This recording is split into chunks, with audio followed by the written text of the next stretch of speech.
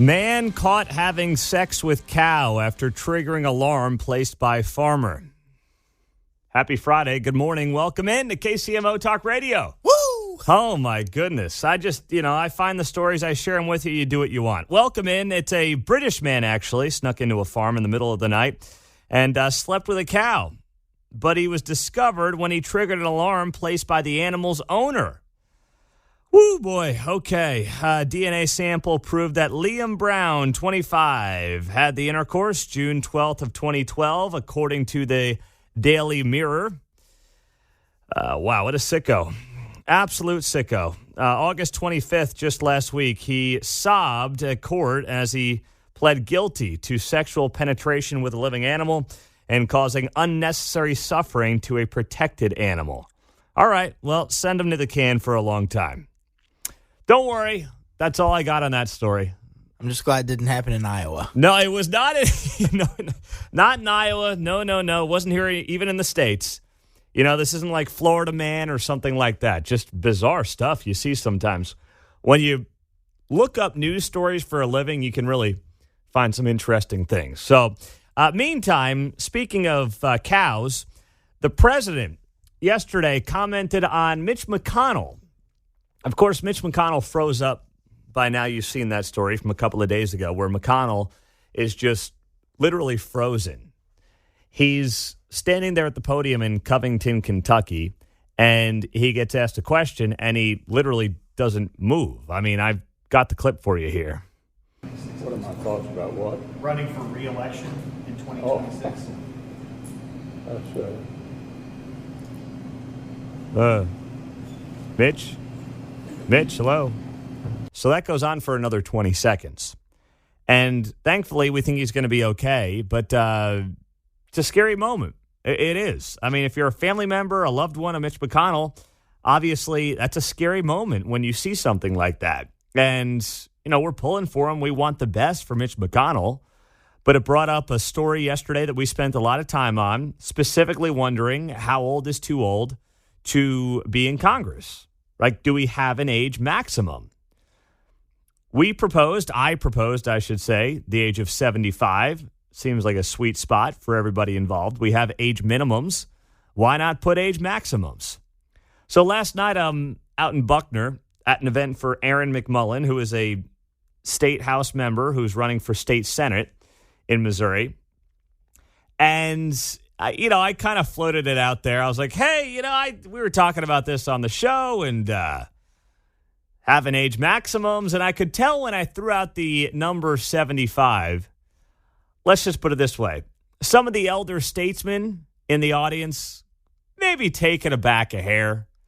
I understand it. I do. Because there's a lot of people who are 75 who haven't missed a beat, right? They feel as good as they did 15 years ago. They're completely there mentally, and there's no issue. And I agree with you. I understand that feeling. I'd feel the same way if I was you as well. But remember, what this is really about is trying to figure out a way that, one, people aren't doing this for 40 years, and then also trying to take the average of when individuals might start to go downhill a little bit and wondering what's actually in the best interest of the country. That's where the conversation needs to be. Because on the front end, I don't hear people screaming about, hey, I have to wait till I'm 35 to run for president, but at 34, I'm more than capable. Yeah, you might be.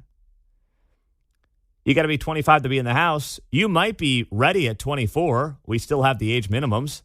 You have to be 30 to be a U.S. Senator. You might be ready at 29. That's true. But once again, we try to do it based on the median. That's all you can do.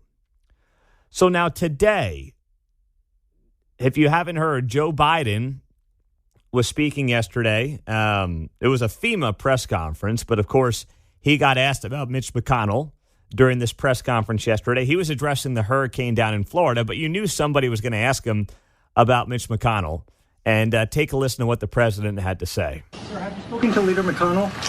Yes, I have. I spoke to Mitch. He's a friend, and I spoke to him today, and he was his old self on the telephone. And having a little understanding of dealing with neurosurgeons and people, and one of the leading women in my staff, her husband's a neurosurgeon as well. It's not at all unusual to have the response that sometimes happens to Mitch when you've had a severe concussion. It's part of the recovery. And so I'm confident he's going to be back to his old self. Jeez. What did that sound like to you? I'm surprised he didn't break out. I was talking to my wife, Dr. Jill. Do you know she was a doctor? Yeah, she's dealing with these kind of patients all the time, like my buddy Mitch. But seriously, as I'm listening to the beginning of that, it's like... Sir, have you spoken to Leader McConnell? Yes, I have. I spoke to Mitch. He's a friend, and I spoke to him today. It's like when you call your grandparent at the... nursing home or something like that. Hey, how's your buddy Bob doing there? Well, I think Bob's a good friend of mine, and, I think Bob's doing well, and, Bob's having a good day, and, hopefully I'll see Bob soon. Like, that's what it sounded like. We've got geriatrics commenting on other geriatrics at this point as they try to run the country on the side. When their brains are fully functioning, they're in charge of the country. And when they're not, the media is asking them about how their fellow geriatrics are doing. I mean, the only time Joe Biden and Mitch McConnell, two guys who are combined 161 years old, the only time they should really be conversing is over lunch talking about the good old days. Not as they try to run the greatest country in the history of mankind. That's not when they should be interacting. But the other takeaway, I had as I was thinking about the media coverage of this yesterday is, wouldn't it be nice if they questioned, because you're seeing a lot of people rightfully question the mental capacity of Mitch McConnell, and I'm one of them, but wouldn't it be nice if they held Joe to those same standards? I know Joe hasn't had a moment like that where he's just frozen up. But you and I know, I don't care if you're Jill, I don't care if you're Hunter, I don't care if you're, the granddaughter he didn't admit he had until a month ago. You can't look at the guy and not realize it's not all there. I don't care if you voted for him. I don't care if you'd run over hot coals to vote for him again over Donald Trump. You cannot come to the conclusion that it's all there. But Mitch McConnell has this moment, and everyone's like, whoa, hey, geez. And by the way, we should have that conversation about Mitch. Absolutely. I'm saying we should have the conversation. I just wish those same standards were applied to the guy who's the leader of the free world. That's all. And then maybe they would be asking Republicans about, hey, how about Joe tripping over the sandbags and not knowing where he's going when he finishes up a speech and slurring his words and falling asleep and doing all these things he does. That's what I would like. But of course, when it happens to a guy like Mitch McConnell, a Republican, then we have to ask Democrats about it. But if it happens to Joe, it's like nothing to see here. He looks great. Boy, look at him in those aviators. He looks like $1 million. 913-408-7710. 613 as we kick it off on a Friday morning on KCMO. Welcome in. Thanks for joining us.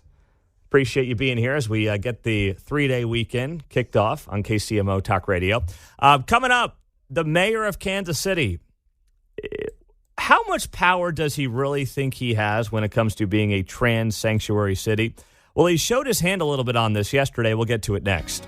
Remember when Kansas City became a trans sanctuary city and there was a lot of hooting and hollering and rah-rahing around town, and then most of us realized that it was toothless and didn't really mean anything?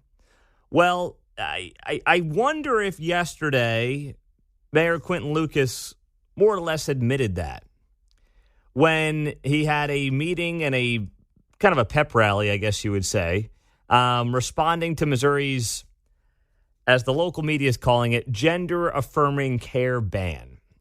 Essentially what Missouri's law does, not essentially, what Missouri's law does, it's called the SAFE Act, by the way, Missouri Save Adolescents from Experimentation Act. It was signed on May 30th, and it prohibits minors from gender transition surgeries, as well as prescribing medication for gender transition purposes. Missouri is one of 24 states that has that ban in place. So this is about kids. By the way, there's a grandfather clause in there, as the Attorney General said on this show this week. That means if you're already doing this kind of transition, well, you can continue doing it. So yesterday there was this big kind of press conference that the mayor had with folks from the trans community on this very issue. And I'm going to read his quotes here. These quotes are in the pitch. And Tony's Kansas City had this as well. And here's what Quentin Lucas said yesterday as I read this from thepitch.com. We understand that there are many providers who face fear of losing licenses, face criminal penalties, and beyond in connection with legislation that has been passed in Missouri. We cannot be a safe haven in those situations. Now, hold on. Pump the brakes. The mayor bragged about being a trans sanctuary city, saying basically they were not going to go after or enforce any laws that may violate state law. And at the time, we sat here and we said, I don't think that's legal, right? I mean, you can't as a city just decide you're not going to abide by state law. And by the way, if you're a healthcare provider, well, you are in for a world of hurt and an enormous amount of legal trouble if you don't abide by state law.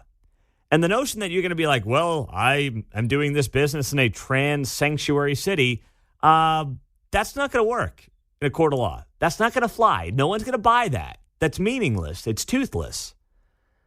And when the mayor yesterday made the comment, we cannot be a safe haven in those situations, I sat there and I thought to myself, yeah, you can't. So it gets back to the idea that when they passed the ordinance at City Hall to be a trans sanctuary city, it was nothing but a feel-good thing. It was worthless. It is worthless. It means nothing except making people feel good and making the people that voted for it feel woke and just and, allowing them to go around town and say, well, I voted for a trans sanctuary city. Okay, that'd be like my 4-year-old saying, well, guess what? I voted to have mac and cheese every night. Well, you know what? The person that actually makes that decision does not agree with that vote. So the vote's meaningless. You can vote for whatever you want, but it doesn't work when it comes to the actual state law. So when I saw that yesterday, as I'm reading Tony's Kansas City in this article in the pitch, I'm like, all right, he's admitting. He's admitting that this has no teeth to it, being a trans sanctuary city. Now, the mayor was on this show yesterday, and I asked him, I said, hey, you called this draconian. You called Missouri's new law draconian. Remember, what Missouri's new law does is it bans healthcare providers from doing anything when it comes to transing children, unless you're already in the process of doing that, in which case you are grandfathered in. But by the way, when you turn 18, you're an adult, you can do whatever you want. Please, you're an adult and you do you. Seems like a very reasonable law to me. The mayor called it draconian on Twitter yesterday, and I asked him about it on the show. When it comes to children, is draconian to prevent such a thing? I believe that families should have a right to come to determinations of responsible care for members of their families, full stop. And so, I think, first of all, a lot of the discussion, and I see these tweets and all these other things along the way where people talk about castrations or other procedures. Sorry for talking about that in the morning. I don't think that that is in any way what is typically being prescribed. You have different treatments that are not irreversible. You have folks mainly receiving pharmaceuticals at certain times. For example, a 17-year-old male who presents as a female who doesn't want to grow a beard or something of that sort. I mean, these are the sorts of things that actually, first of all, there have been prescriptions of growth hormones for years. There have been other prescriptions for how you can handle periods, any number of things. I'm not going to get far out of turn of where my experience is, but these things exist for reasons very different than what we have here. And it seems like the Missouri legislature has tried to get into the middle of something that I don't think they have full information on. I think had they written a narrower law that speaks to different medical interventions, particularly surgeries, then they'd be on long-term much better legal footing with what they're trying to do and much better moral footing long term. But I think when you look at some of the things that they have tried to speak to banning, up to and including potentially therapies and talking to people about what it is that they are feeling, what it is that they are obtaining and representing, I think that's going to be long term harmful. And so that's what I think is draconian. I think that's why a lot of other states have not allowed this sort of change to go into effect. Governor Kelly vetoed this in Kansas and was not overridden by, I think, a lone vote. And I think this will be long-term harmful in a way that Missouri just doesn't need right now, given our other priorities. All right, that's Quentin Lucas yesterday on KCMO, talking about the fact that he disagrees with Missouri's law that bans, air quotes, gender-affirming care from minors who have not already started the process. First, a couple of things there.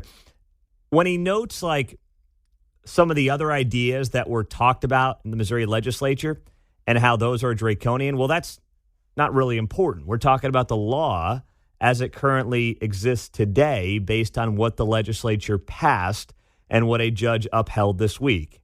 And what a judge upheld this week is that if you are a minor in the state of Missouri, you cannot get this, air quotes, gender-affirming care. And on top of that, let's not forget something here. If you want to be Mr. or Miss Medical on all this, the FDA has not approved these medications to treat gender questioning youth. These have not been approved by the FDA, all of these drugs. And that's another thing that I believe should be noted when you're having this conversation. I believe Missouri not only is going to be on the right side of history on this issue, morally speaking, they will be also on the right side of this issue when it comes to the science behind everything. And I know politics is going to play a role here for too many, unfortunately. But you know what? This is not meant to be political. It's about what is morally just and morally right. And the state of Missouri, when we look back, will be on the moral right side of this issue. There's no doubt in my mind. 628, happy Friday. Welcome in, 913-408-7710. We'll get you caught up to speed on what Ralph Yarl's attorney had to say that was somewhat bothersome next. They can't help but make this case about race, even though there's not evidence there to suggest still that this case is about race. Good morning, welcome in. 5 months, nearly 5 months, since the Ralph Yarl story took national headlines, we are back talking about it. Because if you missed what happened yesterday, Andrew Lester, 84-year-old man, in a preliminary hearing, it was determined by a Clay County judge that he should stand trial in the April 13th shooting of Ralph Yarl.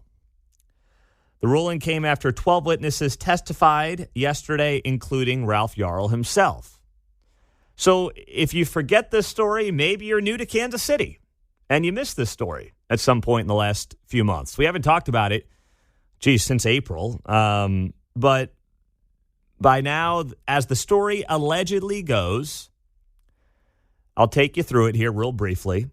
Ralph Yarl is going to pick up his brother late at night up in the Northland, and he ends up going to the wrong house. Andrew Lester, 84-year-old guy, living by himself, gets spooked. Ralph Yarl apparently is at the door. Now, we did find out there's a new development, not a new development, but certainly a part of the story that didn't get a lot of attention at the time. Ralph Yarl admitted yesterday that he grabbed the storm door handle of Andrew Lester's door to gain access to the house. And that is a critical aspect, alleges Mr. Lester's attorney, that has been the contention of his client all along. So that's a new part of this as well. In a time frame since that news came out yesterday, rather than him, he didn't admit that yesterday, right? It was earlier in an earlier interview. Yes. So because of the case had been sealed, a lot of information was coming out based on this hearing yesterday. Correct. So that is news as of yesterday. Yes, you're right. It's news as of yesterday. He had previously admitted that. There we go. But Yarl did admit to grabbing the storm door handle of Lester's door. Now, he never was in the house, and Andrew Lester has said as much, but he was grabbing the storm door handle. And then Andrew Lester, on that evening of April 13th, ends up shooting Ralph Yarl. Now, Ralph Yarl is alive. Ralph Yarl, once again, was there yesterday. I didn't tell you guys this, but when we talked about this story a couple of days ago, I got emails from multiple people saying, you need to correct your story. Ralph Yarl is dead. I didn't tell you guys this. Wow. But yeah, I got emails from people yesterday or 2 days ago saying, hey, you got to correct your story. Ralph Yarl's not alive. I'm like, you don't even know what you're talking about, with all due respect. Seriously, that's bad. I mean, people are they just make up what they want. It's incredible. Like, I'm not apologizing for something I got right. Ralph Yarl is alive. He was at the courthouse yesterday. He was there. So that's the story. And, of course, it became a national story because it fit the national media narrative. Here you have an old white man who shoots a young black kid, and the media is going to run with that and obviously use it to fit all the various narratives that they want. So yesterday in court, they're kind of just, once again, it's all preliminary hearing stuff. But Ralph Yarl's attorney, his name is Lee Merritt, he, of course, spoke yesterday. And what did he say? He said that Ralph Yarl was shot, quote, in his words, because he was armed with nothing other than his black skin, end quote. That tells me all I need to know about what Ralph Yarl's attorneys are looking to achieve here. All they are looking to achieve is fitting the race-based narrative of the story. That's it. Now, this is not me being sympathetic to Andrew Lester, right? Andrew Lester appears to be trigger happy, although, of course, he deserves a day in court. He deserves his defense. And I am somewhat sympathetic to the fact that you got an 84-year-old guy living by himself who apparently had recently put his wife into the hospital for health issues, and somebody's at his door late at night that he's not expecting, and apparently also is doing something with his storm door. It's not a defense of him. It's just trying to see the gray in this. But you know what I know we have not proven? We have in no way proven, despite the fact that Ralph Yarl's attorneys are saying it, that the reason Andrew Lester shot him is because, well, he was black. And Andrew Lester was a scared old white man. That much we haven't proven, but that has not stopped Ralph Yarl's attorneys from, in preliminary hearings, making that case. Why? Because that's the narrative they're looking to achieve, and they know, as well as you and I know, that that is a narrative that will play and get them a lot of sympathy in local media. And it's not right. It's not moral. But you know what? That's what hucksters do. And that's apparently what Lee Merritt is. And that's sad because Ralph Yarl certainly is a very sympathetic figure here. How could you not be sympathetic to a young man who goes to the wrong house looking for his brother and ends up getting shot in the head? I mean, I have an enormous amount of sympathy for the young man. But the people I question are the handlers around Ralph Yarl, the family, the decision makers, because you can't be mad at the kid. He's not old enough to make these decisions on who's representing him, who these people are. I mean, he's a minor. The adults around Ralph Yarl are the ones, to me, that obviously are making the decisions, that are the ones that, are the biggest disappointment here thus far. 913-408-7710. Let's welcome in and say hi to Steven. He is in Johnson County on a Friday morning. Steve, what's up? How's it going, Doc? I'm doing well there. What's up? All right. Well, this here fits the what I've been saying all along. Ralph, what's the attorney name? Lee, what his name Lee is?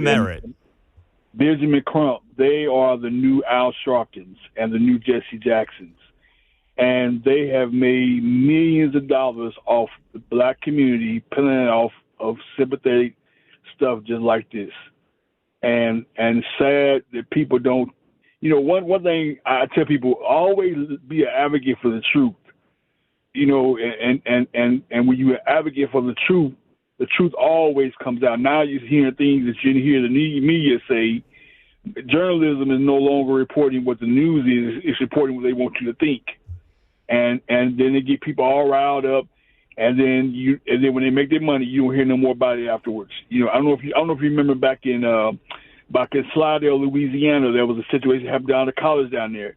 Al Sharpton, he flies in, and they do all this, hee-haw and all, rah-rah, and you look up, and then you'll hear no more about it once they get paid. So this has been going on for a long time, but it's hard to get the urban community to understand that. They think that they are in your corner. They really are not. They're there to make money off of you, and once they make the money off of you, then they exit, they move on to the next case. That's what they do. Yeah. Thank you, Stephen. Appreciate that, my man. Have a great weekend.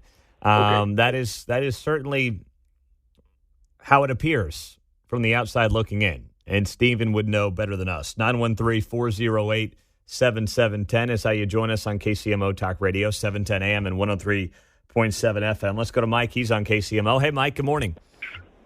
Yeah, I mean, from a legal standpoint, I think Lester did wrong. You don't shoot through a door at somebody. But going to what Yarl's attorney was saying, so are we to understand that Mr. Lester is now Superman, that he has X-ray vision, he can see through a solid door what the race of the other person on the other side is? Mm-hmm. And when he said that he's only armed with his black skin, is he going into the white liberal mentality that anybody with black skin needs to be feared because they're inherently scary? This thing is so wrong on so many different situations.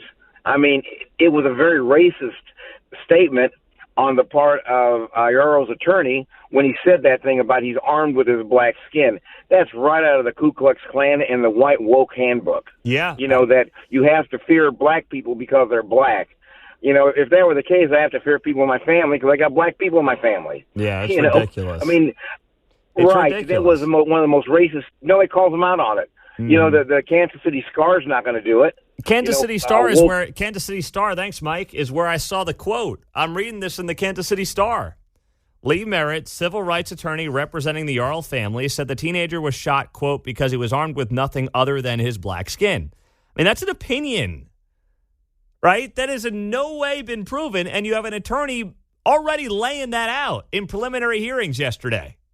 That tells you all you need to know about where this case is going to go and where Yarl's attorneys want to take this case. And this poor 16-year-old kid who was shot in the head and is a minor is stuck in the middle of it for a bunch of hucksters. 913-408-7710. 645 on a Friday morning on KCMO Talk Radio, 710 AM and 103.7 FM. We'll have plenty more on this story throughout the morning here on KCMO. And we'll get to you as well. But I also have to bring this up. Mark saw something in his grocery store that was just mind-blowing to me. I couldn't believe it. And it's about one of our favorite brands. I say that tongue-in-cheek. We'll get to it next. 913-408-7710. Welcome in. Happy Friday morning. Long weekend for many of us. Looking forward to it. You got college football right around the corner. I didn't realize, by the way, Mizzou was on last night. Me neither. Well, it's okay. It's the opener. You're getting South Dakota State or whatever it was. I call myself a fan. But yeah, you were supposed to correct me on that. I should have been on top of that one. And I thought Mark would have had some, parlay involving Mizzou last night, but clearly that wasn't the case. They weren't on the list. They're kind of like KU. I couldn't bet them. Yeah, because they're playing an FCS team? Yeah. All right, fine. But I'm mentioning on the air, I'm like, yeah, I think Mizzou's playing Saturday. I knew KU was playing Friday. I thought Mizzou was playing Saturday. But last night I'm driving home from Buckner, which, was a nice 3-hour drive home. And I'm like, oh, Mizzou's on. Jeez, they were rolling early on. The Mizzou play-by-play guy is good, by the way. I was listening to him. Yeah, I like him. He's got good pipes. He sounds good. And I was doing some of my, back in my old days, doing play-by-play. I was thinking to myself, gosh, do I still have it in me? And I was doing a little mock play-by-play in the car. I was like, Mahomes, 2nd and 4 from the 34 out of the shotgun. He's got Cripps out to his right, McKinnon in the backfield, Kelsey in the slot near side. Here's the snap. Mahomes looks right, over the middle. There's Kelsey in stride to the 50-yard line, down to the 42. First down, Chiefs, as we hit the 4-minute mark in the second quarter. Up 7-0 over the Raiders. How'd I do there? No, you did well. Okay. You did well. You didn't even have any crutch in there. I loved it. Moving left to right on your radio dial. Oh, dude. That was a classic. No, that is corny radio guy 101. Yeah. I was taught very early, don't do the left to right on your radio dial. Don't do that. You never know which way they're facing. Yeah, exactly right. Exactly right. It's still Mike Kelly, isn't it? I'm not sure. I was just looking here, and I'm trying to find it. I don't know. All I know is I was listening to the guy last night, and he was good. He was Randy good. Molman now. It says, that's the PA guy. Yeah, I love these Google Yes, things. Mike I don't Kelly. want to know who the PA guy is. Mike Kelly. Yeah, Mike Kelly. Kelly. Yep. There you go. Well, Mike's good. I enjoyed listening to him last night. And it's good to have football back. Now, what I don't want you to do is fall for the Bud Light trap, as we've told you about. Now, you know by now that Bud Light has those Chiefs cans that they're selling at Hy-Vees and Price Choppers and places like that. They're also going the college route, as Mark shared with me and we shared with you yesterday on the show. So they've got now college logoed Bud Light cans. You can get Mizzou, you can get KU. We've seen them all, right? Okay, well, don't fall for those tricks either. And it appears that you're not falling for those tricks. So, Mark, you were in Hy-Vee. Now, you were not in my Hy-Vee, right? And I say that obviously with air quotes. You were in your Hy-Vee? Yes, I was in my Hy-Vee a little further south. Okay, from where I'm at. Okay, so you're in your Hy-Vee, and Mark sends me this photo, and it's the this pallet of Bud Light cans with the Chiefs logo and the Super Bowl logo on them. And the 20-pack is $22.99, but now they've got a $15 rebate for Labor Day weekend on these Bud Light Chiefs cans. They can't give these things away, man. Now, there's a couple, I will say, there was a couple that were off the stack, but not very many. It was still really full. I mean, the stack looks like it's, a solid 5x5x5 kind of a thing? Oh, yeah, it was stacked high. I mean, it was stacked high, and there's a lot of cases of Bud Light on there, and now they're trying to give it away. So you're talking, after a rebate, $7.99 for a 20-pack of Bud Lights with Chiefs logos and Super Bowl logos on them. The water bottle that my daughter wanted me to get her with the Chiefs logo was more expensive than that. Than the beer? Yeah. Now, was it a pack of water bottles, or was it just like Just a solo water bottle. Just a solo water bottle? Just a water bottle that you can use as a refillable. Oh, my goodness gracious. She is a little concerned I keep taking pictures of beer, though. It's so funny you say that, because on Sunday, I run into Hy-Vee with Chloe, my 2-year-old, and I found the stack of Bud Lights I've been keeping an eye on and we've been talking about throughout the last couple of weeks on the show. And I did the same thing. Now, I'm with a 2-year-old who I'm just trying to corral in the, in the cart. And she's like, why is, she didn't say this, she's 2. But I can tell she's looking at me like, why is Dad taking a photo of this pallet of beer? And I'm sure there's people looking at me like, why is this random man with a 2-year-old taking a photo of a pallet of Bud Lights? The heck's going on here? What's this all about? So, needless to say, I'm just trying to keep tabs on this for you. But when Bud Light's trying to give away, literally give away, cases of beer that have Chiefs logos and a Super Bowl 57 logo on every single can.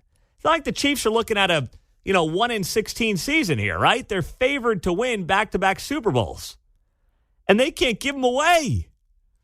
I mean, it is very anecdotal, but wow, that is as bad a sign as you're going to get. They can't give these away with the Super Bowl logo on them. Holy cow. 913-408-7710. That is the text line and the studio line here on KCMO. This on the text line. Pete, Bud Light's had those rebates for years. I bet they fill the pallet every day right before you get there. Now you're fake news. Fake news. You're right. They're selling so many that I just happen to show up every time right after they fill up the pallet. And, Bud Light likes giving away $8 cases of beer with NFL logos on them. You're right. I'm sure they love doing that. I mean, come on. Please. Stop with I know that you're upset that Bud Light's taken a total crap here the last few months, but let's be honest. The brand has destroyed itself. That's what happened.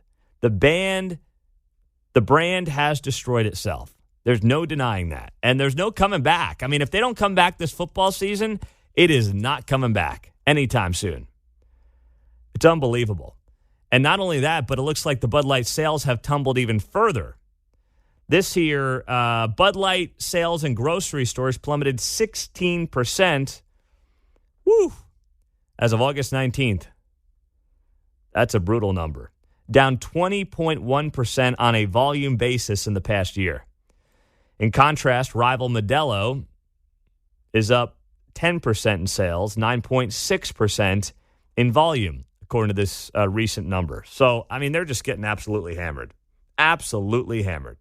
And now we're in a place where it's like, okay, what's next for them? If the NFL can't save them, if the NFL logos can't save them, then they've got absolutely no chance. They don't have a chance in hell of ever coming back. 913-408-7710. It's how you join us on KCMO Talk Radio. That's also the text line on 710 AM and 103.7 FM. As we roll through the 6 o'clock hour, as we approach the 7 o'clock hour, we're going to find out next hour, by the way, we're going to get an economic report. The jobs report is going to be coming out, so we'll get an idea of what the labor market is looking like. Now, it's expected that the labor market is going to cool down a bit, and it's going to show a slower jobs market. That's what the expectations are. Forecasters believe, this from the New York Times, the Labor Department's monthly report will show the addition of 170,000 jobs. That will be a decrease from the 218,000 job average over the past 3 months, and closer to the number needed to employ the approximately 140,000 people who enter the labor force each month. So the number is 170, and we're going to be finding out at 7:30 this morning what exactly that number is and what it means for the economy at large, because the Fed thinks it can pull off this soft landing we've been hearing about, right? Increase interest rates enough to kill inflation while also not hurting the economy in a major way that results in massive layoffs. That's what they're hoping to achieve. And we'll find out in about a half hour whether or not they are a step closer to achieving that very goal. Well, people are apparently more interested in a third-party option in the political landscape than at any point in modern American history. How about that? Now, I saw this yesterday on social media. Remember Andrew Yang? Do you remember that name? The guy ran for president as sure. Yeah, it ran for president as a Democrat in 2020. There was money involved there. The Yang Gang. Mm-hmm. That was his kind of calling card. Yeah. Yeah, and he wanted, I think he wanted universal basic income or something like that, as I recall. It was something along those lines that Andrew Yang was kind of, quasi-famous It was a send for. him a buck thing and you did something, or it seemed like he was collecting money. Matt that used to run the board here was part of the Yang Gang, wasn't he? That's right. Yeah, the guy that used to have Mark's job. He was a big Yang Ganger. Loved the Yang Gang. Anyway, Andrew Yang puts this up on Twitter yesterday, and it's a chart that shows more Americans today wanting a third party than ever before. So back in 2000, the number was right around 50%, maybe a hair under 50. It looked like about 48% of Americans who wanted a third party. That number since 2000 has skyrocketed up to the low 60s. So it's up about 15 points on average over the last 20 years or so. Now, what's interesting is, you think about this and you say, okay, well, who wants a third party? And that's what's interesting as well in the data here. So who wants the third party? Well, let's share that with you here. 74% of moderates are interested in a third party. Those who are very conservative, only 57% of them want a third party. Those who are very liberal, 73% of them want a third party. So here's what's interesting. Those who are very liberal and moderate are the ones most likely to want a third party. And I believe that's for very different reasons. The moderates want a third party because they believe the primary process is so screwed up that they're not getting good candidates on either side that they can really appreciate or like. Moderates end up basically pinching their nose and trying to pick the lesser of two evils. And then those who are very liberal, well, they believe that, even Joe Biden isn't far enough to the left. So I find that interesting. They want their Bernie bros, their AOCs, to have even more power. So two groups of people who don't have a lot in common are the ones who are most likely to support a third party, but for very different reasons. But what's interesting is very conservatives, people who consider themselves very conservative, they are the lowest when it comes to percentage of folks who want a third party at just 57%. So how do you read into this? What's to make of this graph? What's to make of the case that people want third parties? Well, it's that Democrats are more disenfranchised with their own party, it seems like, than Republicans are. That's the one big takeaway. And the other takeaway is the people who are in the middle, the people who are like, let's say, between the 30-yard lines, if we're using a football analogy here, they think both parties are complete disasters. And I understand why they might feel that way, but that's to blame the primary process. I wonder if something like ranked choice voting, where you get more of an average of the people running for office, might be better. But the problem with ranked choice voting is people don't understand it. And considering people don't trust elections right now, I don't think that's the answer here either. Yeah, let's muddy it up a little. I was for third parties at one time till I realized these are just the leftover cast-offs from the other two. Somebody comes forward blazing forth with a new platform. Yes. I'm like, wait a minute, this guy just can't get elected on the other ticket. It's kind of like going to the JV team, right? Yeah. It's like, I can't make the varsity squad. I'll be a star on the JV team. And you're like, okay. That's what ends up happening, though. You're right. I mean, these people end up like, all right, I'll just be a libertarian, or, I'll run as part of the Green Party or something like that. And it's like, until somebody charts their own path forward, like as a clear leader of whatever this third party looks like, then it's not going to work. There's not going to be a third party. Every time I've had that intention going to the polls, I'm like, man, but if I do this, it's basically throwing the guy I don't want in a vote, And that's the other problem with third parties. The other main problem is that as long as the two-party system exists, well, your vote for any third party is going to help the party you like even less. So you're saying we need 4 parties? 5. Give me 4. Do I hear 5? Yeah, 3 is kind of an odd number because that's what happens. Exactly. Give me some. Just keep it going. But clearly, I understand the feeling that 2 doesn't work. The 2 that we've got ain't working. Combine that with the primary process, and you've got a total disaster on your hands, right? Because in a primary, you're trying to cater to a plurality of people in half the country. So really, you're trying to cater to less than a quarter of the country in a primary, right? If you're talking about a presidential race. And then if you get to a general, after you've tried to cater to less than a quarter of the country, then you've got to shift yourself to try to figure out, well, how do I pull in half plus 1? I know it's not a popular vote, but you get my point. You're trying to appeal to 50 plus 1 for the most part on a state-by-state basis. That's what you're trying to do.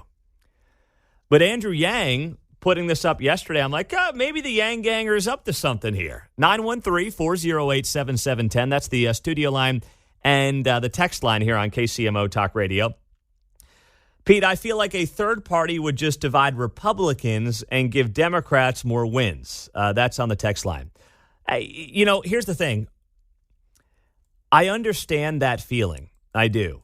But some may say a guy like Robert Kennedy is doing that on the Democratic side of the aisle, that he's potentially dividing Democrats. And I don't think he's going to run third party, but he's somebody who, if he did, would peel off probably more Democrats, but he also would peel off some Republicans potentially, a guy like RFK Jr.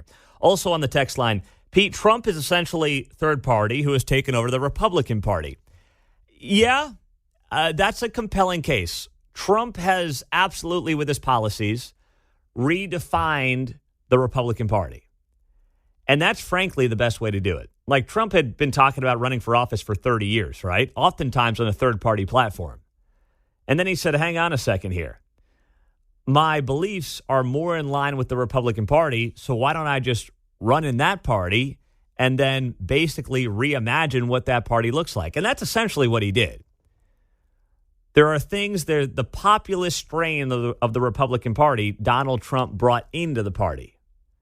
And it's been, regardless what you think of him, those policies have, generally speaking, been effective and have worked and have been pretty popular. Now, he has not always been popular, but the policies have been pretty popular. And that's what it seems to me to be the best way to go here. You have people who then try to redefine one of the two major parties. But until the money starts getting funneled into third parties, like big money, I'm not talking like send your $50 checks. I mean big time bucks. Until big time money starts getting spent on third party candidates, then it's just going to be a vanity race, these third party people. That's all it's going to be. 913-408-7710 to join us here on KCMO Talk Radio. I mean, is that something on a Friday morning that you would have any interest in? Is it broken enough where if the right third party came in, you would jump in head first and say, sign me up? Or do you say, nope, we got what works, at least for now, and I have no interest in changing it? Yeah, we need a little more than the Libertarian and the Green Party just collecting donations through these campaigns. Let's put together some kind of a motivation. It just seems like these people are just saying, oh, here's the person that's the Green Party. It's just an obligatory fill in this space thing. Yeah. I don't ever feel a serious effort from that party or Libertarians. Well, they got no money. That's the big problem. There you go. Back to that. You're right. They might have good intentions, but they just don't have the money to make any kind of a statement and make any moves. How about the Patriot Party? How does that sound? 913-408-7710. 7:14 on a Friday morning. We'll have the jobs numbers coming up at 7:30. That's 15 minutes away. Also this morning at 9 o'clock, Tony Bateo of Tony's Kansas City is going to be in studio. Don't miss that on KCMO. I can only hope our boy Bill O'Reilly is right on that front. As always, good insight from him on his morning edition of the O'Reilly Update on KCMO. Happy Friday before a 3-day weekend. Appreciate you joining us. We'll have that jobs report, which is set to come out in 10 minutes. So as soon as it comes out, we'll have a live reaction to that and what it means for the economy at large here just over 10 minutes from now on KCMO Talk Radio. In the meantime, Andrew Yang ran for president as a Democrat in 2020. That was kind of his claim to fame. He was in some ways the Vivek Ramaswamy of that 2020 race. Outsider, business guy, comes in, shakes it up a little bit, kind of a Trump wannabe. That's who Andrew Yang was. Now, he had some awful ideas like universal basic income, but, I mean, that's kind of what he was, just broadly speaking. He puts up this poll yesterday that shows 60+% of Americans are interested in a third-party option. And that's the highest it's been ever in this poll that was done dating back to 1936. Now, this is on the text line. Pete, this is not tongue-in-cheek. We actually have 4 parties. Trump just reestablished what the Republican Party stood for. He competes against the Rhino. The Democrats are now liberal socialists, and RFK Jr. is trying to reestablish what the real Democratic Party has always stood for. There's infighting within the party. That is very much true. The texter's right about that. And then you kind of let the party infight through a primary process and let the best man or woman win. However, what always happens in a primary, typically speaking, the person who is perceived to be either the most liberal or the most conservative, combined with having the most money, ends up winning. That's how it works. Think back to 2020. Bernie Sanders would have been the nominee. Bernie had won Iowa, right? I think he had won New Hampshire. He was rolling until the entire establishment got behind Joe Biden before South Carolina. Jim Clyburn, South Carolina Democrat representative, backed Joe. That carried a lot of weight in that state, and then Joe was off to the races. But Bernie was like well on his way to being the guy. They tried to do that with Trump in 2016. It didn't work. But that's oftentimes how it ends up going. Jonathan's in Kansas City. Hey, Jonathan, good morning. How you doing? I'm doing well, Jonathan. What's happening? Okay. So you talked about ranked choice voting. I've actually been in favor of that for a long time. I think it would solve a lot of the problems that exist in our system right now, where it's just first past the post, where you don't have to win a majority. I think it's irritating that you get candidates on both sides who weren't supported by a majority of the party, because they split the field. And the other thing it would have done, so ranked choice voting would have kept the Senate in Republican hands, because what happened in Georgia is we split the vote and it got below the 50%, and Georgia has a runoff rule. And then Trump decided, you know what, I'm going to tell all the Republicans to stay home. And that delivered, like, if we had ranked choice voting, we wouldn't have a runoff. It would have just gone to a second round, and I think they would have won that one. Mm-hmm. So. Yeah, well, Jonathan, you bring up, I think in theory you're absolutely right, and it's a good call, where ranked choice voting does get you a candidate that maybe a larger percentage of people will like. However, the confusion around ranked choice voting, this is my concern, the confusion around ranked choice voting in a system that more people across the political aisle continue to mistrust, right? If their person doesn't win, you saw it with Hillary Clinton and her supporters in 2016, and then you saw it obviously to a larger degree with Donald Trump in 2020. The problem is if people don't understand how it works, then you're going to end up in a situation where people continue to mistrust the system. That's the issue I have with it. And as for Georgia, I mean, that whole thing in 2020 was such a mess for so many reasons. And yes, I mean, Trump telling people to stay home in Georgia in the runoffs, that frankly, that does not get enough scrutiny, because that allowed Congress to pass awful policies like the Inflation Reduction Act, all the spending from 2021. I mean, that has really caused a lot of pain for this country, a lot of pain. 913-408-7710. Victor Parkville, you're up. Go ahead. Good morning, Pete. You made some good points, but I think the biggest problem we have with the present two-party system is not the two parties as much as the electorate. What has really corrupted the system is ignorance and malaise. It's most people don't even understand what the Constitution says or stands for, let alone what their actual parties stand for or the platforms. And that is basically, the platform versus the practice. It's, well, this is what I think it should say, or this is what I really want it to be.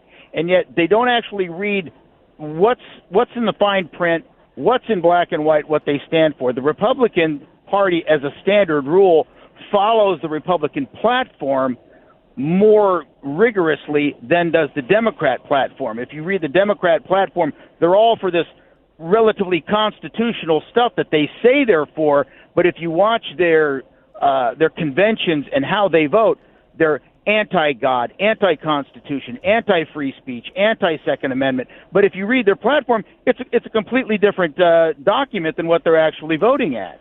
And so you get people voting for what they want, not for what the party stands for. And what really, I think it falls down to, the Republican Party needs to truly identify what they stand for and point out what the Democrats are doing. Those platforms are just all platitudes anyway. Let's be honest. Not necessarily. If you look at the Republican platform stands for life, stands for the Second Amendment, I know, stands but for free speech, and we do follow that as a standard rule. Some people do, not everybody, Victor, to your point. I mean, listen, I think it's one of those things that having these party rules on what you stand for is all nice and good, but as long as people are running who don't care about those in both parties, it doesn't matter. The jobs report is coming up, and we will announce it for you right after the news on KCMO. All right, here we go. Jobs report. This is breaking in the last minute or two, so we're going to react to this in real time and try to take you through the numbers in real time as well. Bureau of Labor Statistics. Total non-farm payroll employment increased by 187,000 in August, and the unemployment rate rose to 3.8%. So unemployment is up, but the total number of non-farm payroll jobs increased 187,000. That beats the expectations of 170,000. So right out of the gates, I mean, that's a good thing, obviously, when the total number of jobs beats the expectations. Now, you're probably thinking, how did we get more jobs? But unemployment went up. To me, that's a good sign. That means that more people are looking for work. Because as we've talked about in this economy for the last 2 years, touting the record low unemployment is good and is nice, but when you don't have the bodies to fill the jobs that are needed, what that tells you is that not enough people are actively looking for work, because once you're out of the labor force for a certain amount of months, you no longer count against the unemployment number. So that leads me to the idea that people are living off the government. Too many people are living off the government, right?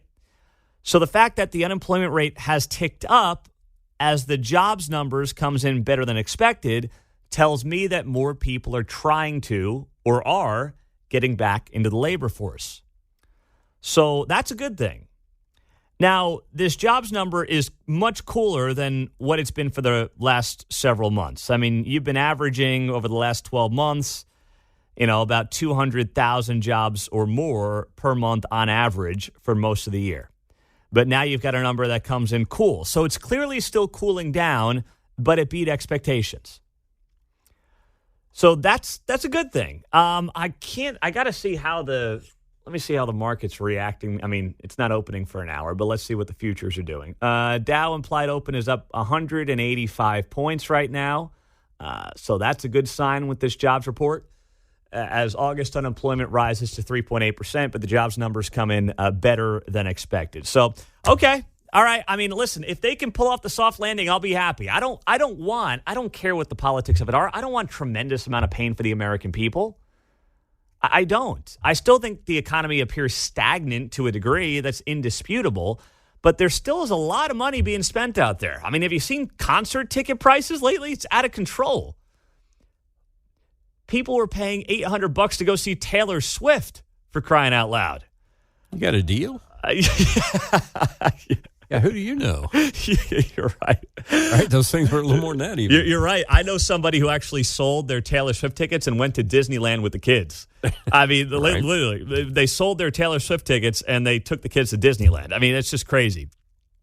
So there's money to be spent in this economy, but there still is a hesitancy on whether or not there's going to be massive economic pain, and nobody knows.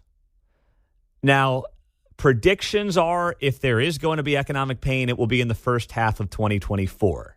So I think a lot of people are kind of, tightening their belt buckles, so to speak, and just waiting to see what might happen here in the next, 6 to 9 months. But thus far, we're kind of in what I would consider this malaise, where, yes, inflation has taken its toll, especially on the working class and the middle class. That's indisputable. Inflation has come down. That's good, but it doesn't mean that prices are down. Don't take those two things and misunderstand what that means.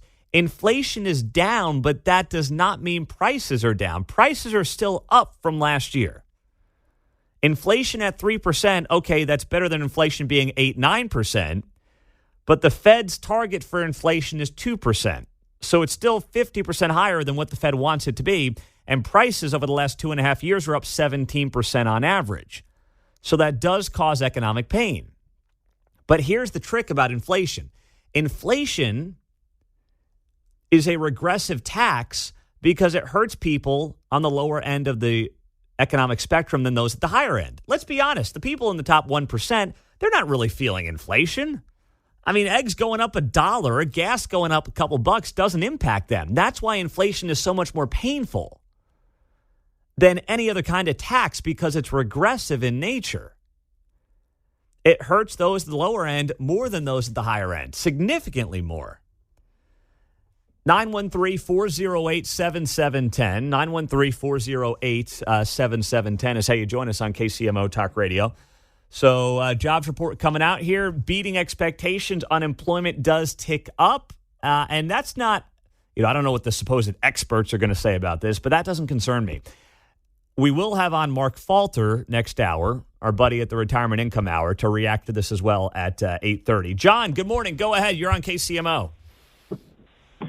Hey, Pete. It's John. How you doing, buddy? All right, John. Go ahead. Hey, I'm a banker about to move into financial investments. I'm worried about more underlying issues. So the U3 or U4 is the actual official unemployment rate, but the unofficial unemployment rate is the U6. Went from 6.7 to 7.1, which is actually worse than it was a year ago. And we're talking about 61% of people living paycheck to paycheck, maxing out their credit cards. We're going into Q4. This, to me, is actual disaster because the simple fact is summer last year, the average unemployment claim was 24 weeks, and we're spending $2 billion a month on unemployment. As we go into Q4, which is, of course, holidays and Christmas and stuff like that, I honestly think with these numbers and more a deep dive, we probably have to go with Michael Ost on this, but when the Fed meets around Halloween, I don't think they're going to go up 25 points. I think they might actually go up 50 points because these numbers don't actually look promising and actually look very hurtful going into Q4, and then of course the fallout and recovery in Q1 of next year.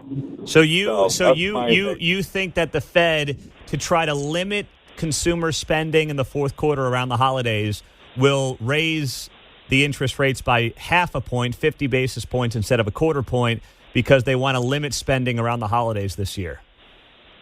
Not that they want to limit spending, it's just sort of trying to control damage because the simple fact is these numbers aren't coming in as expected. They're coming in worse, and the only thing that I think could possibly salvage this is the 2024 federal budget, because everything else from there is a domino effect.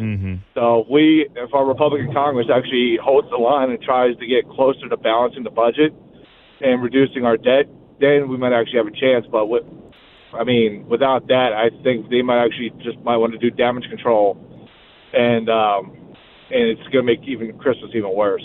So we'll see. Thank you, John. I don't know what the Fed's going to do. Trying to predict what Jerome Powell is going to do is like trying to predict what my 2-year-old's going to do today. What's she going to destroy in the house today? It's anybody's guess. I don't know. And he might be right. Maybe Jerome Powell comes out of this and says, geez, and John is right to point out that we've got $1 trillion in credit card debt, and 61% of Americans, I saw that actually this morning on Fox, are living paycheck to paycheck. I mean, those are not the kind of numbers that you want, because what it really means is you're a soft recession away from an incredible amount of pain in this country is what it means. So I'm not sitting here with rose-colored glasses on being like, oh, yeah, this is a great report. I'm just not going to sit here and tell you I think it's a disastrous report. I don't believe it is. When you beat the jobs expectations and unemployment ticks up, which to me means more people are looking for work as well, that's not necessarily a bad thing. But it's not like everything's hunky-dory and life is good. It's certainly not. Now, something else that's going to play a role here in the fourth quarter that John didn't bring up, but I will bring up, is the fact that you are going to have student loans having to be repaid starting here in the next few weeks. So how could that impact the economy? And what is, by the way, the administration trying to do about it? They've got this thing called the SAVE plan. Saving on a Valuable Education Repayment Plan. SAVE is the acronym they're using. How cute is that? The problem is the SAVE plan, there's actually a couple decent ideas in this SAVE plan, I will admit. But by and large, it's continuing to ignore the bigger problem. We'll tell you what this plan is, how they think it will work, and the impact it could ultimately have on the economy at large, coming up on KCMO Talk Radio, 710 AM and 103.7 FM. On the text line, just lower the bleeping interest rate a little. That's not going to happen. It's not going to happen. There's no way the Fed's going to lower the interest rate. So you get the number this morning. Jobs come in, 187,000 added. The expectations for 170. Unemployment ticking up to 3.8%. Now, predictably, what you're seeing in the media reaction right now is MSNBC's doing cartwheels. Oh, jobs numbers beat expectations. And then Fox News is like, unemployment rate goes up in a big way. I just, whatever your feelings are, not that I think the people in charge right now have done a good job in the economy. I think they've done an awful job on the economy. They spent enormous sums of money we don't have. They've printed money. They've tried to buy votes. I believe all of that. But I don't think this unemployment report is doom and gloom by any stretch of the imagination. But it doesn't mean that we're on stable footing. I mean, the Fed's trying to pull off something that really has never been done.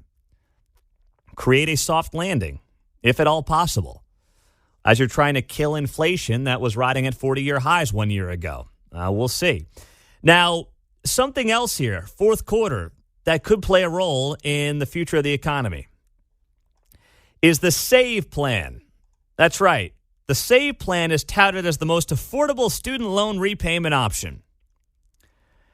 And take a sip of coffee because I'm going to take you through this and your head's going to start spinning. And that's the purpose, by the way. So if you're not following where I'm going here, that's okay. Because I've read this thing over 3 times and I don't know where the heck it's going. I can't understand it. So the SAVE plan that the Department of Education under the Biden administration is touting is supposed to help people repay their student loans after the Supreme Court said, sorry, you can't just unilaterally spend billions of dollars to bail out student loans that people knowingly and willingly took out and said they would repay. You can't do that. I know it buys you guys votes, and it effectively worked to some degree in 2022 in the midterms, but that's not how the government's supposed to operate. You kind of have to pass legislation to spend hundreds of billions of dollars to do something like bailing out student loans. So anyway, the SAVE repayment plan. Here are some of the primary benefits as written on CNBC. Remember, this is supposed to help people with their student loan repayments that are getting rebooted here in the next few weeks. Option number 1, affordable monthly payments. Your payments on SAVE are capped at 10% of your discretionary income. That's defined as the difference between your adjusted gross income and 225% of the poverty line, which is about $32,800 a year for individuals in 2023. And beginning next summer, that payment will be cut in half as the cap will drop to 5% of your discretionary income. You following? No, me neither. I don't know what I've read that over 3 times. You think the average person trying to repay student loans is going to know what the heck any of that means? And that's not to insult anybody. I can't, I've got to read it over 3 times off the air. I've got to spend an hour on it after the show to figure out what the heck that's all about. John, you kidding me? Yeah, no, in that numbers dump, I heard cut in half, so that's got to be a good thing. Right? Yeah, I guess. Is that the way it works? Number dump. Yeah. Cut in half, number dump. Yeah. Oh, hey, cut in half. Yeah, look at what these guys are doing for me. Wow. Here's another one. Forgiveness after as little as 10 years. Now, follow me here on this. You're not going to because I can't figure it out either. Beginning in 2024, those with principal loan balances of $12,000 or less can have remaining balances forgiven after just 10 years of payments on the SAVE plan. You'll need to make payments for an additional year for every $1,000 you borrowed over $12,000 up to 20 or 25 years, depending on your degree. An undergraduate borrower with a principal balance of $15,000 would need to make payments on SAVE for 13 years in order to qualify for loan forgiveness. All IDR plans had some forgiveness component, mainly forgiving remaining balances after 20 or 25 years, regardless of the original balance. SAVE allows borrowers with lower balances to receive forgiveness earlier, but still keep the 20-year loan cap in place for undergraduate borrowers. You confused yet? I am. Well, say you have a $12,000 loan and you pay $1,000 for the 12 months of the year, then they'll forgive your loan. yeah, it'll be paid off. That's the way it's supposed to work. That's the theory. Yeah. Just make 12 simple payments of $1,000 and we'll forgive your $12,000 loan. Now, that leads into the next one here. And this one is actually not the worst idea, which is a cap on interest. The SAVE plan aids to address your cap on interest by cutting additional interest charges after you've met your monthly payment. That means if your monthly payment is $0, you won't be charged additional interest. If $50 in interest accumulates on your loan in a month, but your payment's only $30, you won't be charged the additional $20. Once again, still a little confusing, but I guess I can kind of understand what they're going for there in capping the interest part of the payment. But all this is lipstick on a pig, to put it nicely. I had another, analogy I was going to use, but I said, you know what? I'll just use the nice one with Our kids going to school. People might remember Abbott and Costello. Who's on First is their classic where you do the confusing thing. They have a great math one. It's just Abbott and Costello math. That's fine as well. But yes, Who's on First works. This is all smoke and mirrors, right? You have a system in the student loan business that is broken, that is screwing people every day. And the government has led the way on this. Why? Because it's been good for them. It's been good for them to get as many kids as they can into a system that, by the way, in way too many cases, teaches them absolutely nothing that is relevant for the real world outside of a small group of specialty studies, engineering, nursing, accounting, finance, doctorate. I mean, things like that, and there's others that are coming to mind. But for the most part, they are getting kids into a system. They are driving them into enormous amounts of debt. They're not making the colleges responsible for this because the government is backing these student loans.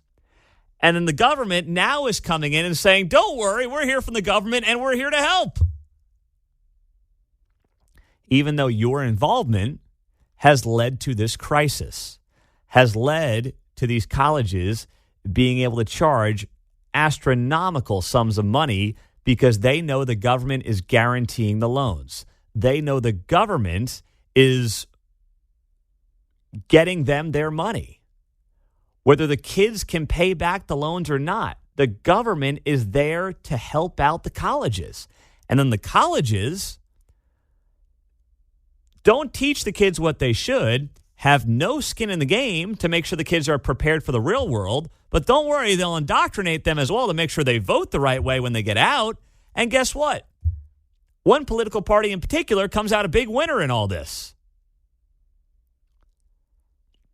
So that's why it's worked so well for them. And now on the back end, as kids are getting into the real world, they have no tangible skills. They have no way to repay these loans. They realize they're going to be in debt for the rest of their lives in many cases because of these loans. The government shows up and says, hey, we're here to help. We're from the government and we're here to help. Right? The old Ronald Reagan line, the most dangerous words. I'm from the government and I'm here to help. That's what they're doing now. They helped cause the crisis. They created the crisis. And now they're here supposedly to help bail you out of the crisis. All of this is smoke and mirrors. Until the government gets out of the student loan business, and I see no reason to believe that they will because they have benefited in large part. The bureaucratic state has benefited in large part from getting kids in the colleges that they shouldn't be going to learn things that are completely worthless. Until they get out of it, though, none of this is going to change. None of this. Because all these little plans that nobody can even understand, that nobody can wrap their head around, even if you think they work. Well, how about the kid who's going to school right now? What about the kid who just started his freshman year? He just got to his freshman dorm 2 weeks ago. And he's going to be in six figures in student loan debt in 4 years when he walks out of that college with no skill set whatsoever that allows him to pay back that loan. What about that kid? Anyone doing anything for that kid? No, I don't think so.